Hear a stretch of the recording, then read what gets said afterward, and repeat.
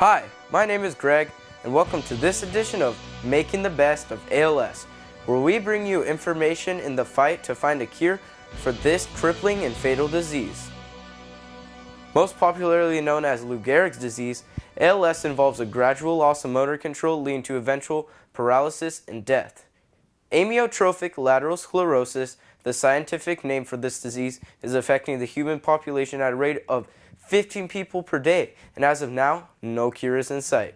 But it doesn't mean you cannot live a quality life with ALS. My Uncle Rich was a musician and a composer who was diagnosed with ALS. Even though he can no longer play guitar, he learned to compose music using special computer equipment.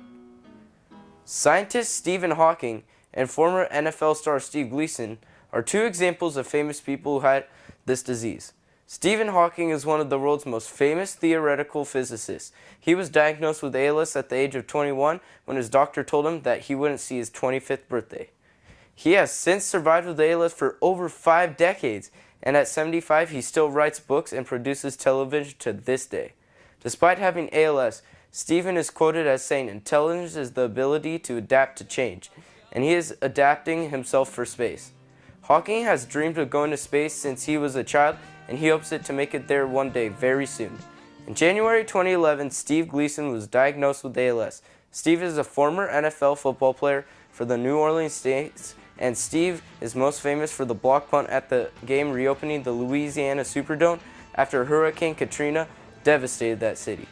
Steve's block punt caused a touchdown, and the resulting win sent the Saints to the playoffs and helped bring the community of New Orleans back to their feet.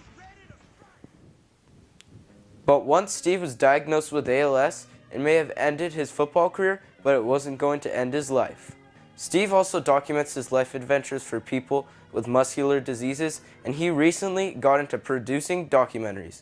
Steve got great reviews for his documentary interview of the rock band Pearl Jam. Steve is a fan of the band, and he credits their music for inspiring him through his ordeal.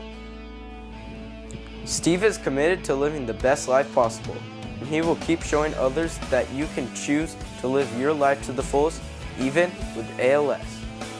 Team Gleason has helped so many people with ALS, and in order to continue, they can't do it alone. Please visit their website at www.teamgleason.org to learn more about how you can join Team Gleason to help others make the best of ALS.